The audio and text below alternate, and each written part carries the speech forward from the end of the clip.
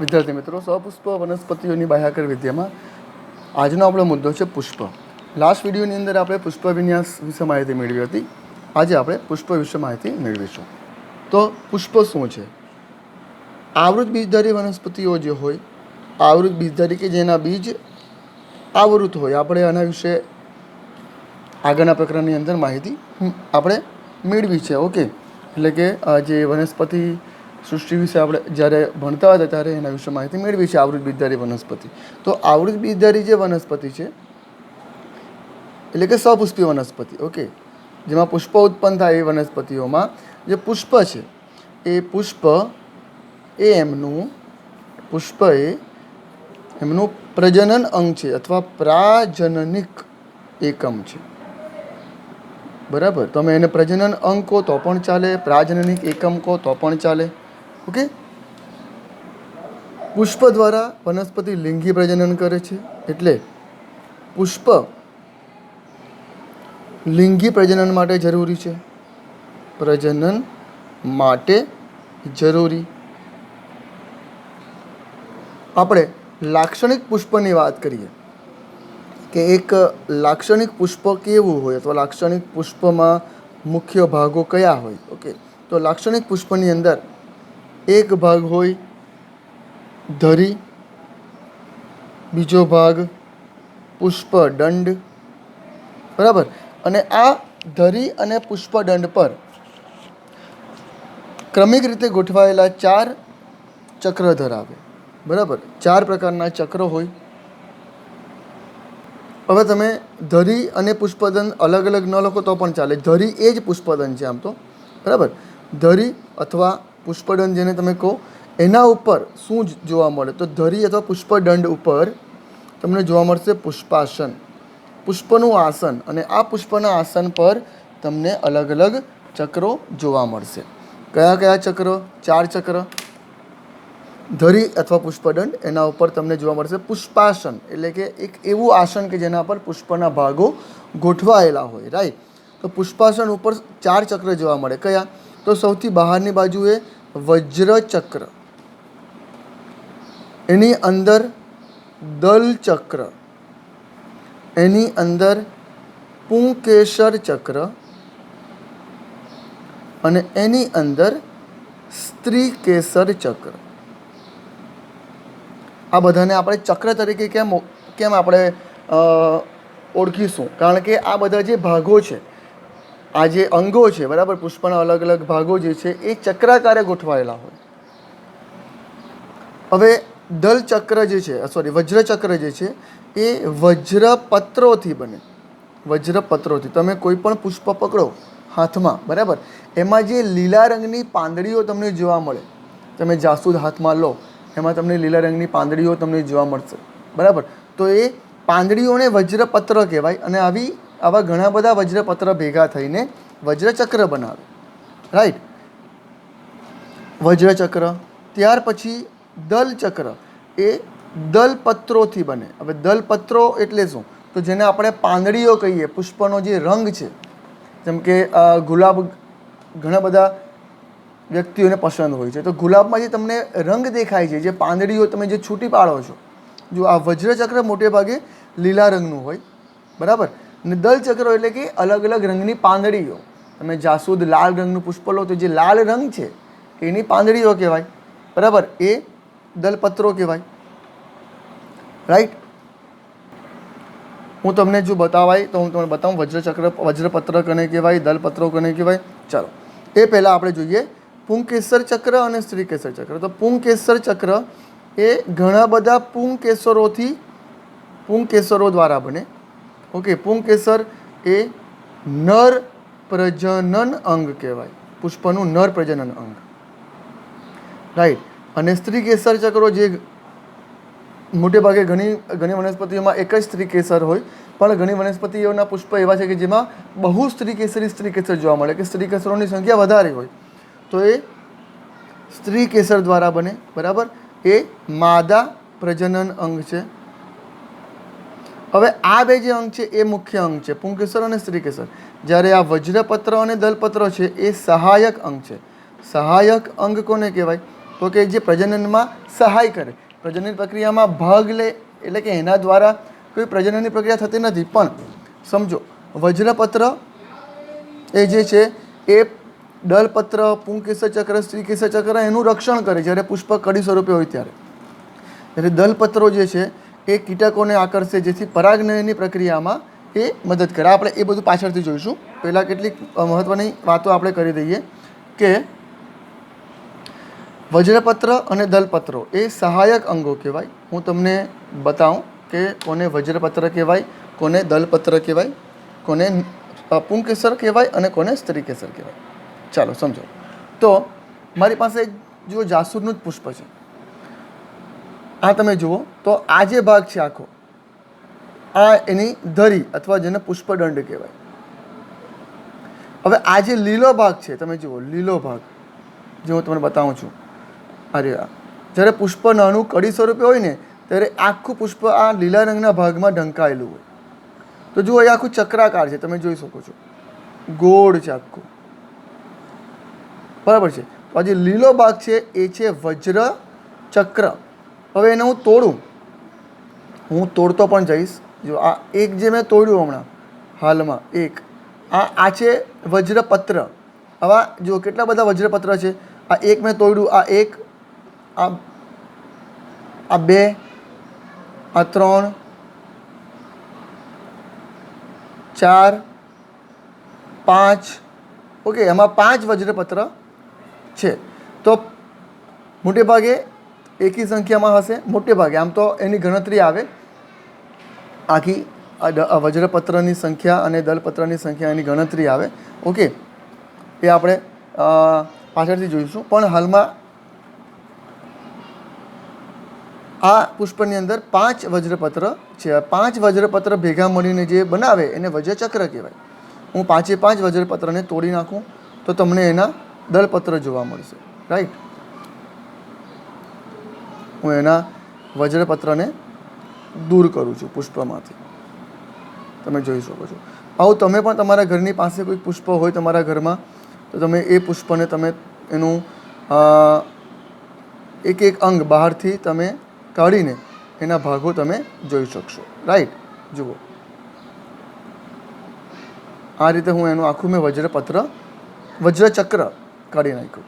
હવે તમે જુઓ આ જે ભાગ છે ને જેના પર એ ગોઠવાયેલું હતું, આ છે પુષ્પાસન. આ ભાગ પુષ્પાસન, જેના પર પુષ્પના બધા ભાગો ગોઠવાયેલા હોય.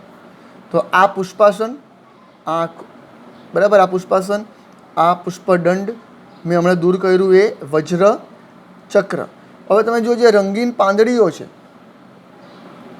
આ રંગીન પાંદડીઓ, આ 1, આ 2, બરાબર, આ 3 જે હું હમણાં તોડું છું, આ છે દલપત્ર. અને શું કહીશું આપણે? દલપત્રો. અને દલપત્રો ભેગા મળીને જે ચક્રાકાર રચના બનાવે આખી, બરાબર, અને આપણે કહીશું દલચક્ર. આ એક દલપત્ર ને આખું ભેગા થઈને જે બને એને આપણે કહીશું દલચક્ર. તો હું દરેક દલપત્રને કાઢી નાખું તો તમને સ્પષ્ટ અંદરના ભાગો પુંકેસર ચક્ર અને સ્ત્રીકેસર ચક્ર તમને જોવા મળશે. હવે અલગ અલગ પુષ્પમાં આ પુંકેસર અને સ્ત્રીકેસરની ગોઠવણી પણ અલગ અલગ હોય, એની રચના પણ અલગ અલગ હોય. ચાલો, તમે હમણાં બધા જાસૂદના જે દલપત્ર હતા તે અલગ કરી દીધા. હવે યાદ રાખજો, આ વજ્રપત્ર અને દલપત્રની સંખ્યા કોને આધારે હોય? તો ફિબોનાકી સિરીઝ આવે. ફિબોનાકી સિરીઝ એટલે શું? તો હું જો લખું છું અહીંયા, એને આધારે જ તમે કોઈ પણ પુષ્પ પકડજો તો એને આધારે જ એમાં વજ્રપત્ર અને દલપત્રની ગણતરી તમે કરી શકો. જો એને ફિબોનાકી સિરીઝ કહેવાય. એટલે શું? તો ધારો કે 1, પછી 2, હવે 2માં 1 ઉમેરો તો 3, 3માં 2 ઉમેરો તો 5, 5માં 3 ઉમેરો તો 8, 8માં 5 ઉમેરો તો 13, બરાબર. આમ તમે ક્રમશઃ આગળની સંખ્યા આમાં ઉમેરતા જાઓ, પાછળની સંખ્યા આગળની સંખ્યામાં ઉમેરતા જાઓ, અને જે સંખ્યા મળતી જાય આ સંખ્યાને ફિબોનાકી સિરીઝ કહેવાય. Fibonacci series.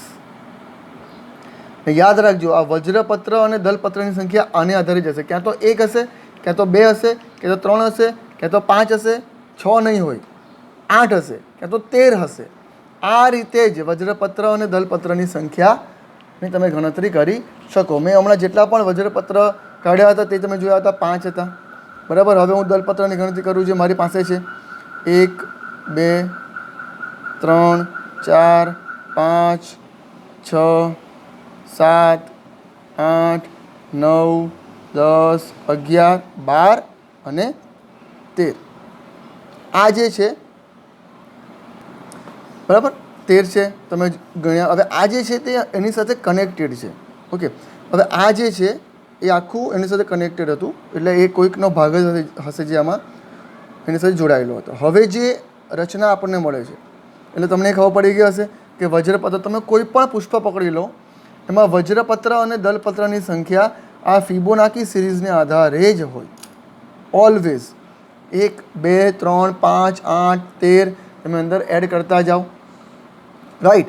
એ રીતે જ એની સંખ્યા હશે. ચાલો, હવે જે મારા હાથમાં જે પુષ્પનો ભાગ બચ્યો છે એમાં 2 અંગ છે, પુંકેસર ચક્ર અને સ્ત્રીકેસર ચક્ર. તો તમે જોઈ શકો છો આ જે પીળા છે, ઓકે, આ પીળા તમે દેખાય છે, એનો આકાર કંઈક અંશે આવો હોય. જો એ પીળા ભાગ જે છે એ પુંકેસર છે, એનો આકાર કેવો હોય હું તમને બતાવું. તો પીળા ભાગ 2 અંગ ધરાવે, આમ તો 3 અંગ ધરાવે,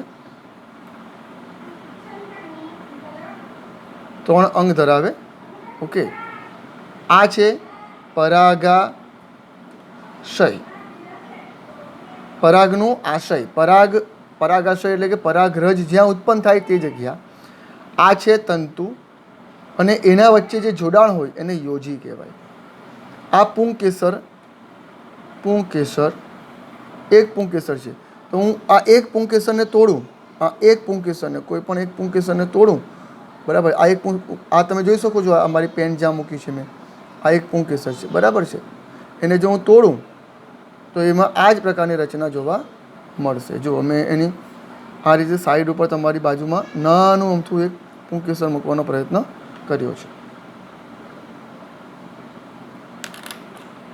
જો આ છે પુંકેસર, બરાબર. એમાં ઉપરનું પરાગાશય, આ નીચેનો લાલ ભાગ છે એ તંતુ, અને જે જોડાયેલા હશે એને યોજી કહેવાશે, રાઈટ. તો અહીં જે પીળા છે બધા, એને તમે જો સ્પર્શ કરો ને તો તમારા હાથ પર પાવડર પણ લાગી જાય. ઘણા પુષ્પમાંથી એ રીતે પાવડર પણ આમાં લાગતો હોય છે. ચાલો, તો હું પહેલાં આમાંથી બધા પુંકેસરો દૂર કરી નાખું, બરાબર. ત્યાર પછી જે બચે છે, આ બધા મેં પુંકેસરો દૂર કરી નાખ્યા. હવે જે આ રચના બચી છે અને હું કદાચ ફાડીને બતાવી દઉં તમને. આમ તો બ્લેડ વડે કટ કરીને આપણે જોઈ શકીએ, પણ હું ટ્રાય કરું, જો કદાચ બતાવાતું હોય તમને તો એનું આખું સ્ત્રીકેસર હું તમને બતાવવાનો પ્રયત્ન કરીશ. તો જુઓ, મેં તમારા માટે આખું પુષ્પનું જે બીજા અનવોન્ટેડ પાર્ટ હતા એ બધા દૂર કરી નાખ્યા. અને હવે જે તમને દેખાય છે આખું સ્ત્રીકેસર ચક્ર છે. સ્ત્રીકેસર ચક્રની હું બાજુમાં આકૃતિ પણ પાડું, બરાબર. તો સ્ત્રીકેસર ચક્રમાં શું હશે? સૌથી ઉપર ફૂલેલો ભાગ, ત્યાર પછી લાંબી નળી જેવી રચના,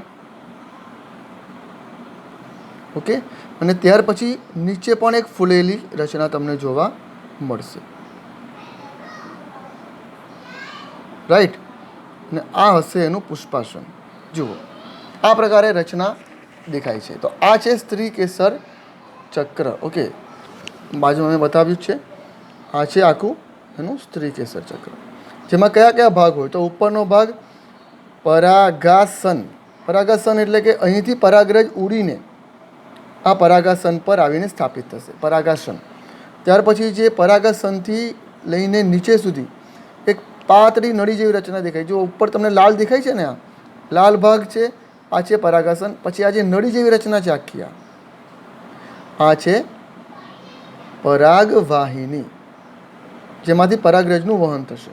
અને નીચેની ફૂલેલી રચના, અરે આ તમે જોઈ શકો છો, આ છે બીજાશય. ઓકે, આમ સ્ત્રીકેસર ચક્રના મુખ્ય 3 ભાગ: પરાગાસન, પરાગવાહિની અને બીજાશય. બીજાશયની અંદર તમને જોવા મળશે બીજાંડ, અંડક. આપણે આ બધી રચના આગળ આપણે જોઈ ગયા છે આઈ થિંક બેવડા ફલન વખતે. ઓકે, આની અંદર તમને ભ્રૂણપૂડ જોવા મળે, યાદ છે? આપણે લગભગ ભણી ગયા છે, મને એવું યાદ છે. ચાલો, બેવડા ફલનમાં. ઓકે, તો આ છે અંડક, આ પુષ્પાસન અને આ પુષ્પદંડ અથવા ધરી. તો આપણે પુષ્પના મુખ્ય જે ભાગો હતા એ બધા ભાગો આપણે જોઈ લીધા. આ સ્ત્રીકેસર છે, બરાબર. જો તમે આનો આડો છેદ લો, અહીં તમે જો બ્લેડ વડે અહીંયાથી કટ કરો અને માઇક્રોસ્કોપમાં જુઓ તો તમને આ બીજાશયની અંદર તમને એની રચના જોવા મળશે, રાઈટ.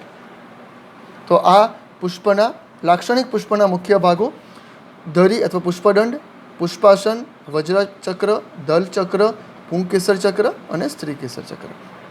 હવે આપણે હમણાં જાસૂદનું પુષ્પ જોયું, જેની અંદર આપણે વજ્રપત્ર, દલપત્ર બધા અલગ અલગ જોયા. પણ ઘણીવાર કેટલીક વનસ્પતિ એવી હોય કે જેમાં વજ્રચક્ર અને દલપત્ર જુદા જુદા નથી હોતા, એક જ હોય છે. યાદ રાખજો. હું હવે એ મુદ્દા અહીં લખું છું સાઈડ ઉપર અલગથી, બરાબર. કેટલાક જરૂરી મુદ્દા મેં લખી દીધા કે વજ્રચક્ર, દલચક્ર એ સહાયક અંગ છે. પુંકેસર ચક્ર, સ્ત્રીકેસર ચક્ર એ પ્રજનન અંગ કહેવાય. પુંકેસરને નર પ્રજનન અંગ, સ્ત્રીકેસરને માદા પ્રજનન અંગ તરીકે ઓળખીશું, રાઈટ. ત્યાર પછીનો મુદ્દો કે કેટલીક વનસ્પતિઓમાં વજ્રચક્ર અને દલચક્ર,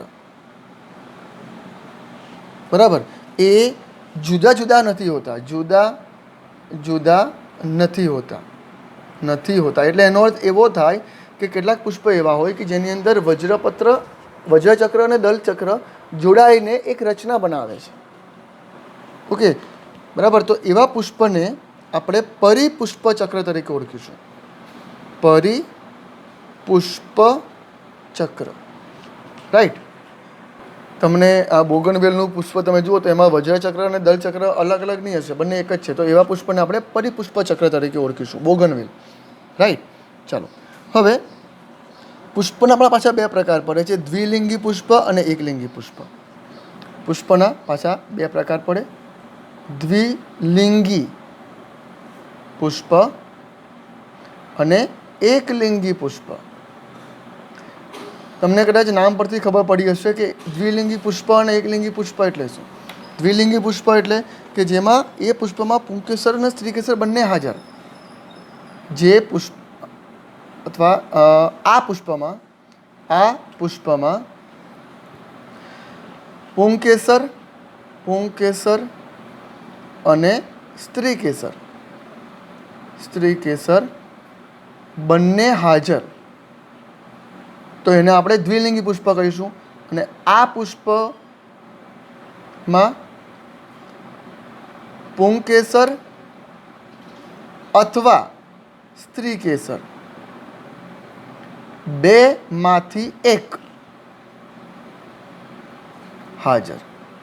એટલે કે જે પુષ્પમાં ફક્ત પુંકેસર હોય અથવા ફક્ત સ્ત્રીકેસર હોય તો એવા પુષ્પને આપણે એકલિંગી પુષ્પ તરીકે ઓળખીશું. બંને સાથે હોય. આપણે જે હમણાં જાસૂદનું પુષ્પ જોયું તો એમાં બંને સાથે હતા, તો જાસૂદનું પુષ્પ એ દ્વિલિંગી પુષ્પ કહેવાય, રાઈટ. બીજી એક મહત્ત્વની વાત, આપણે જ્યારે પ્રાણીઓ વિશે ભણતા હતા ત્યારે આપણે પ્રાણીઓમાં એક વર્ગીકરણના આધારો ભણ્યા હતા, જેમાં આપણે સમમિતિ ભણ્યા હતા. તો પુષ્પમાં પણ સમમિતિ આવે છે, યાદ રાખજો. પુષ્પમાં પણ સમમિતીય પુષ્પ આવે છે. ઓકે, સમમિતીય પુષ્પ આવે છે, સમમિતિ. ઓકે, એમાં પણ એના પાછા એને આધારે એના બે પ્રકાર પડે પુષ્પની સમમિતિને આધારે. ઓકે, પહેલો પ્રકાર એ છે નિયમિત પુષ્પ. જો પુષ્પની અંદર આપણે પહેલાં જોયા કે એના પ્રજનન અંગોને આધારે. ઓકે, તો દ્વિલિંગી પુષ્પ અને એકલિંગી પુષ્પ આ પણ પુષ્પનો પ્રકાર છે. દ્વિલિંગી પુષ્પ અને એકલિંગી પુષ્પ આ એકચ્યુઅલી એના લક્ષણો કહે તો પણ ચાલે. બીજું આપણે જોયું સમમિતિ, એમાં બે પ્રકાર છે, નિયમિત પુષ્પ, રાઈટ, અને બીજું અહીં નીચે લખું છું એ છે અનિયમિત પુષ્પ. અનિયમિત પુષ્પ. હવે સમમિતિ એટલે શું કે ખબર, આપણે જ્યારે વાત કરતા હતા પ્રાણીઓ વિશે કે ભાઈ પ્રાણીઓને ચોક્કસ જગ્યાએથી આપણે જો એના વચ્ચેથી બે ભાગ કરીએ તો બંને ભાગ સરખા થાય કે ન થાય એના આધારે આપણે એ સમમિતિના પણ પ્રકાર પાડ્યા હતા. એવી રીતે પુષ્પમાં પણ એના પ્રકાર પડે છે. ઓકે, તો પહેલાં આપણે વાત કરીશું નિયમિત પુષ્પની. તો જ્યારે જે પુષ્પના કેન્દ્રમાંથી પસાર થતી કોઈ ત્રિજ્યામાં, હું લખું છું, પુષ્પના કેન્દ્રમાંથી પસાર થતી કોઈપણ ત્રિજ્યામાં બે સરખા ભાગ થાય, બે સરખા ભાગ થશે. ઓકે, તો એવા પુષ્પને આપણે નિયમિત પુષ્પ તરીકે ઓળખીશું. આમાં ઉદાહરણ પણ છે. ઓકે, એમાં રાઈ, પછી ધતુરો, ત્યાર પછી મરચા, એના પુષ્પ તમે જુઓ તો એ બધા નિયમિત પુષ્પ છે. ઓકે, એ નિયમિત પુષ્પમાં આપણે જોયું કે પુષ્પને કોઈ પણ કેન્દ્રમાંથી પસાર થતી કોઈ પણ ત્રિજ્યામાં તમે કાપો, એના બે ભાગ કરો તો બંને ભાગ સરખા થશે જ. બરાબર છે. અને કોઈ પણ ત્રિજ્યામાં તમે એને કાપો તો એના બે સરખા ભાગ થાય. તો એવા પુષ્પને આપણે નિયમિત પુષ્પ કહીએ. પણ અનિયમિત પુષ્પ એટલે શું? તો કે ભાઈ ચોક્કસ લંબધરીએ પુષ્પને ચોક્કસ લંબધરીએ, ઓકે, એને ચોક્કસ લંબધરીએ જો કટ કરવામાં આવે, લંબધરીએ જ બે સરખા ભાગ થશે તો એવા પુષ્પને આપણે અનિયમિત પુષ્પ તરીકે ઓળખીશું. ઓકે, તો એના પણ ઉદાહરણ છે. એમાં વટાણા, ત્યાર પછી ગુલમોહર, વાલ, પછી કેસિયા જેનું બીજું નામ છે ગલતોરો. આ બધા પુષ્પના કેન્દ્રમાંથી પસાર થતી કોઈ પણ લંબધરીએ કોઈ એક ચોક્કસ ધરીએ તમે કટ કરો તો જ એના બે સરખા ભાગ થશે. તો આ સમમિતિને આધારે એના બે ભાગ પડે, નિયમિત પુષ્પ અને અનિયમિત પુષ્પ. એટલે સમમિતિ એટલે શું કે એના બે સરખા ભાગ થશે. આના કોઈ પણ ત્રિજ્યાએ કાપો તો બે ભાગ થશે, ને આમાં તમે કોઈ ચોક્કસ ધરીએ જ કાપશો, કોઈ ચોક્કસ લંબધરીએ કાપો તો જ એના બે સરખા ભાગ થશે, પણ થશે તો ખરા. હવે બીજો એક પણ ભાગ છે, આ છે સમમિતિ જોયું આપણે કે એના બે સરખા ભાગ થશે. ઓકે, એવો જ આવશે અસમમિતીય પણ પુષ્પ આવે છે. અસમમિતીય એટલે શું? તો કે ભાઈ પુષ્પને તમે એના કેન્દ્રમાંથી પસાર થતી કોઈ પણ લંબધરીએ કાપો. લખું છું, પુષ્પને કેન્દ્રમાંથી પસાર થતી કોઈ પણ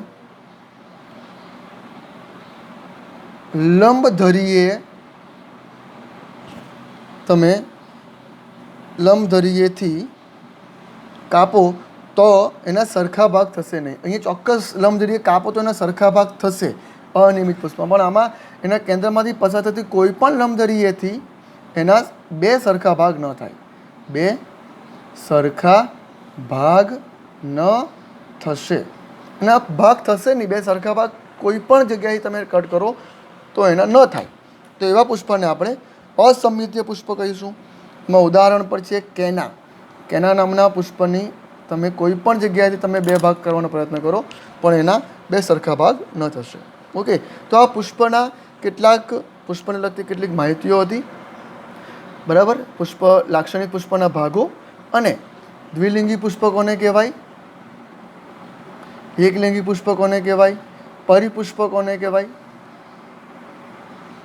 બરાબર, અને સમમિતીય અને અસમમિતીય પુષ્પ, એના વિશે આપણે માહિતી મેળવી. હજુ આપણે પુષ્પના કેટલાક મહત્ત્વના બીજા ભાગો પણ બાકી છે, પણ એનો અભ્યાસ આપણે પછીના વિડીયોમાં કરીશું. Thank you.